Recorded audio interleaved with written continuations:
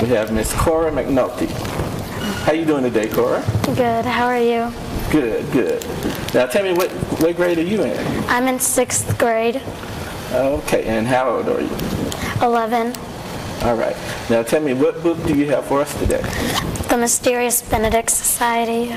Okay. Now could you give me a little summary about the Mysterious Benedict Society? It's about a group of 4 children who pass a group of tests put together by a man named Mr. Benedict and are sent off to a boarding school to stop a dude who's sending secret messages through television and radios. Okay. Now tell me, what type of book is the Mysterious Benedict Society? It's a fiction, mystery, action type novel. Okay. Now, who was your favorite character?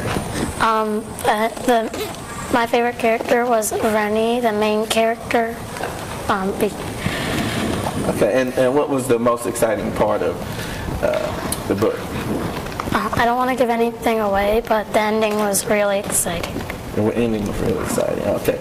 Did the book teach you any lessons? It taught me that you can't always do things by yourself and that you sometimes need teamwork. Okay. Now tell me, I asked Nani, if you were going to write a book, what would you write it about, and what type of book would it be?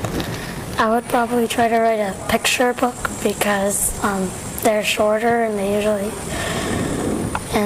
they're probably a lot of fun to write. Okay.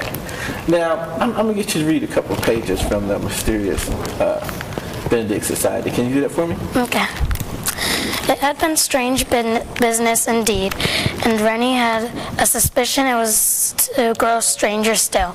When the distant church bell struck the quarter hour, Rennie finished his sandwich and rose from the park bench. If the doors to the monk building weren't open by now, he would try to find another way in. At this point, it would be hardly surprise him to discover he must enter the building through a basement window.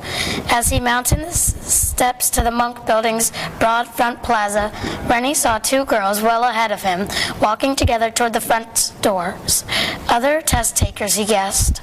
One girl who seemed to have green hair, though perhaps it was a trick of the light. The sun shone blindingly bright today. He was carelessly flinging her pencil up into the air and catching it again.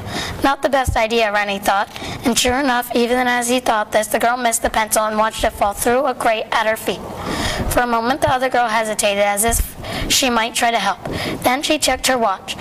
In only a few minutes, it would be 1 o'clock. "Sorry about your pencil. It's a shame," she said, but already her sympathetic expression was fading. Clearly, it had occurred to her, with the green-haired girl unable to take the test, there would be less competition. With a spreading smile, she hurried across the plaza and through the front doors of the monk building, which had finally been unlocked.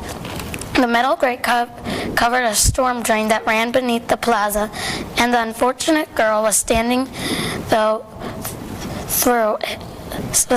through it, down into the darkness. When Rennie reached her, her appearance was striking, indeed, even startling. She had coal-black skin, hair so long she could have tied it around her waist, and yes, it was truly green, and an extraordinary puffy white dress that gave you the impression she was standing in a cloud. "That's rotten luck," Rennie said, "to drop your pencil here, of all places." The girl looked up at him with hopeful eyes. "You don't happen to have an extra one, do you?" "I'm sorry, I was told to bring—" I know, she interrupted. "Only 1 pencil." "Well, that was my only pencil, and a fat lot of good luck it will do me down in the drain." She stared wistfully through the grate a moment, then looked up at Rennie, as if surprised to see him still standing there. "Wait, are you waiting? What are you waiting for? The test starts any minute." "I'm not going to leave you here without a pencil," Rennie said. "I was surprised your friend did." "Friend? Oh, that other girl? She's not my friend. We just met at the bottom of the steps. I don't even know her name. For that matter, I don't know yours either." "Renard Muldoon. You can call me Rennie." "Okay, Rennie, nice to meet you. I'm Rhonda Kazambi. So now that we're friends and all, how do you intend to get my pencil back?" We better hurry, 1 minute late and we're disqualified. Rennie took out his own pencil, a new yellow number 1 that he'd sharpened to a fine point that morning. Actually, he said, we'll just share this one. He snapped the pencil in two and handed her the sharpened end. I'll sharpen my half and we'll both be set. Do you have your eraser? Rhonda Kazombi was staring at her half of the pencil with a mixture of gratitude and surprise. That would never have occurred to me, she said, breaking it like that. Now, what did you say? Oh, yes, I have my eraser. Then let's get going. We only have a minute, Rennie urged. Rhonda held back. Hold on, Rennie. I haven't properly thanked you. You're welcome, he said impatiently.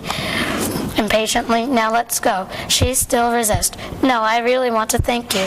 If it weren't for you, I couldn't have taken this test. And do you want to know something? Glancing around to be sure they were alone, Rhonda whispered, I have the answers. I'm going to make a perfect score. Okay, I want to thank you for that fine reading. They're really doing a good job over there at Paisley IB Magnet School.